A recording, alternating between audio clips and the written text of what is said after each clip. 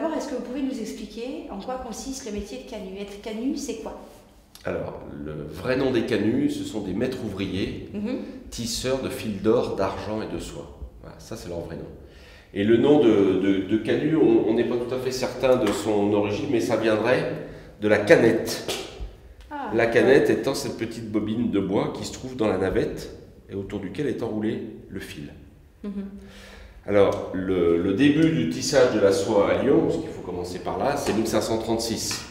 C'est François Ier qui donne à la ville de Lyon les lettres patentes l'autorisant à tisser les fils d'or, d'argent et de soie.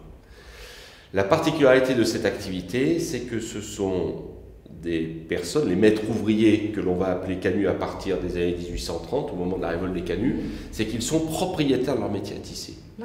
Et que dans tous ces termes, maître ouvrier, tisseur de fils d'or, d'argent et de soie, ce qui est très important, c'est le mot maître.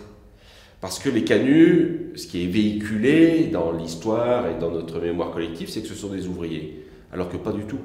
Les canuts ne sont pas des ouvriers au sens où on l'entend aujourd'hui. Ce sont des entrepreneurs. Ce ne sont pas des salariés. Non, ce sont des petits patrons qui sont propriétaires de leur métier à tisser. Autre élément très important, le métier devant lequel nous nous trouvons, nous avons dans cette chaîne 7000 fils. Ce qu'il faut comprendre derrière, c'est que pour manipuler 7000 fils, il faut savoir compter. Et qu'apprend-on en même temps qu'on apprend à compter? À lire et à écrire. Donc ça, c'est l'autre paramètre très important, c'est que les canuts sont des gens qui sont éduqués au sens qu'ils savent lire, écrire, compter. Le problème que les canuts ont rencontré, c'est qu'en 1744, le roi va prendre un arrêté qui va interdire aux maîtres ouvriers, donc aux canuts, de vendre leur production sur les marchés et de travailler avec un intermédiaire, celui qu'on appelle le fabricant de soieries ou le négociant ou le soyeux, qui est en fait le commercial, c'est lui qui voyage, c'est lui qui prend les commandes et il revient à Lyon et il fournit aux canuts, aux maîtres ouvriers, la soie et le dessin. Le dessin qui aujourd'hui se trouve être la carte perforée, qui se trouve au sommet du métier et qui, associé avec la mécanique jacquard, permet de la réalisation du dessin. J'en profite pour ouvrir une parenthèse et rappeler que la carte perforée a été inventée à Lyon en 1725. Et quelque part, c'est l'origine de l'informatique, puisque c'est le système binaire. D'accord ? Donc, nos canuts, à partir de 1744, sont dans un lien de subordination économique avec le soyeux. Sauf que les canuts, en 1744, ils ont compris ce qui se passait. Et que les canuts vont demander la mise en place d'un tarif. C'est-à-dire que, voilà comment ça se passe. Le soyeux qui est donc le commercial qui fournit la matière première, qui fournit le dessin, la donne au canut. Le canut tisse, et quand le canut a fini sa pièce, il va la livrer au soyeux, qui en fonction du travail va payer ce qu'il a envie de payer. Donc en fait, les canuts, les maîtres ouvriers ne connaissent jamais à l'avance le prix de leur travail. Ils sont complètement dépendants a posteriori. Donc nos canuts vont demander en 1744 la mise en place d'un tarif, c'est-à-dire de connaître le prix de leur travail à la commande. Et ça, ils vont le réclamer dès 1745, il y a une première révolte. Ensuite, en 1786, une deuxième révolte. Et enfin, en 1831, les négociations vont s'ouvrir entre les canuts et les soyeux, et le tarif va être signé le 25 octobre 1831. Et là, patatras, une minorité de soyeux va aller trouver le roi parce qu'ils ne veulent pas de ce tarif, qu'ils considèrent comme étant une entrave au commerce. Et le roi de l'époque, Louis-Philippe, va accéder à cette demande et va annuler le tarif. Donc les canuts, extrêmement déçus, vont se réunir sur la place de la Croix-Rousse et vont entamer une manifestation qui est pacifique. Donc ils vont franchir les remparts, le boulevard de la Croix-Rousse aujourd'hui, descendre dans la ville, et puis quand ils vont arriver à mi-pente, ils vont tomber sur la garde nationale qui, voyant le peuple ouvrier qui débaroule, va prendre peur, et ils vont prendre les armes et ils vont tirer dans les canuts.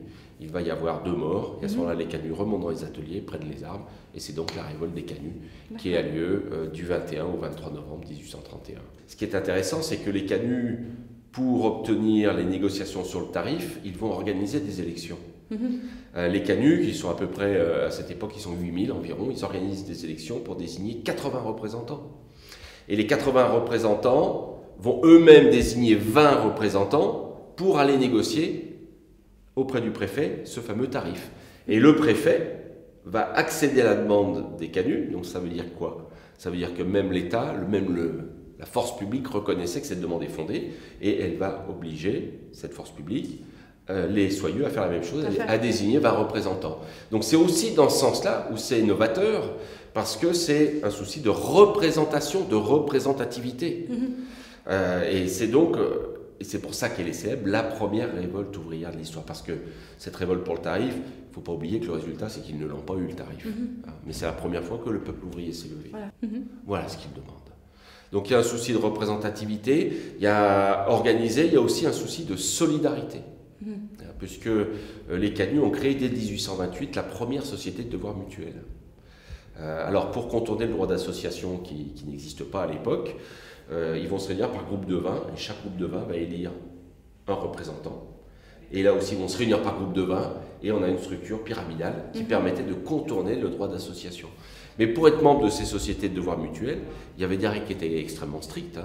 Il fallait pour certaines, par exemple, ne pas boire, aller à la messe tous les dimanches. Il y avait en même temps des règles qui étaient extrêmement sérieuses et serrées. Et puis, dans ces sociétés de devoir mutuel, on s'engage à se prêter du matériel. Si on a trop de travail... C'est une forme de coopérative. Alors oui, mais ça va plus loin que ça, parce que quand on met coopérative, c'est juste mettre en commun, dans le sens primaire, c'est mettre en commun des éléments. Là, ça va plus loin que ça, parce qu'on s'engage même à mettre des sous pour les mauvais jours, pour la maladie, etc.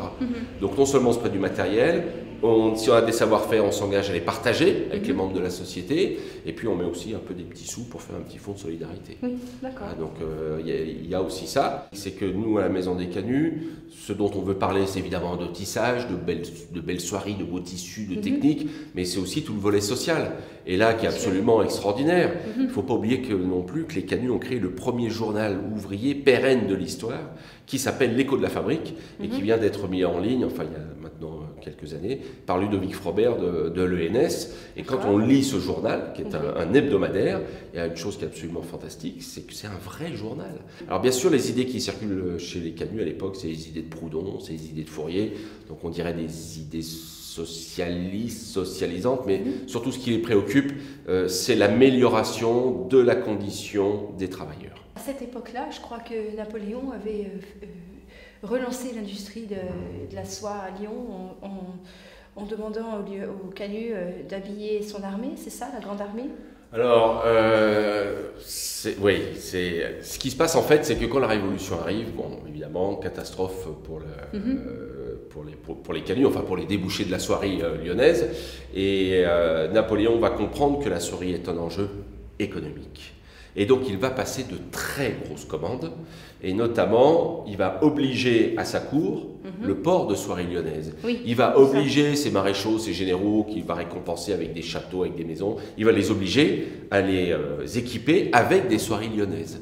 Au niveau du rayonnement international, on a peut-être des choses à dire, parce que c'est vrai qu'il y a beaucoup de gens qui connaissent les Canuts et ce qui s'est passé ici partout dans le monde. Et nous, les Lyonnais, on est les derniers servis finalement, on ne se rend pas compte de l'importance de ce patrimoine-là sur les plans que vous avez explicités, sur le plan économique, sur le plan politique, sur le plan de l'avancée du penser vivre ensemble, de la coopération. Est-ce que vous avez beaucoup de visiteurs étrangers qui viennent Alors ce que vous soulignez est un point vraiment intéressant, puisque c'est pas que les Lyonnais sont les derniers servis, c'est que les Lyonnais ont tourné le dos à leur histoire. Parce que si vous demandez à des Lyonnais, si vous demandiez plus exactement à des Lyonnais la soirée, il y en a marre quoi, hein, c'est poussiéreux, alors que Lyon est connu dans le monde entier pour ses soieries, mais également, suivant les régions du monde, pour les Canuts. En Chine, par exemple, à l'école, on apprend la révolte des Canuts.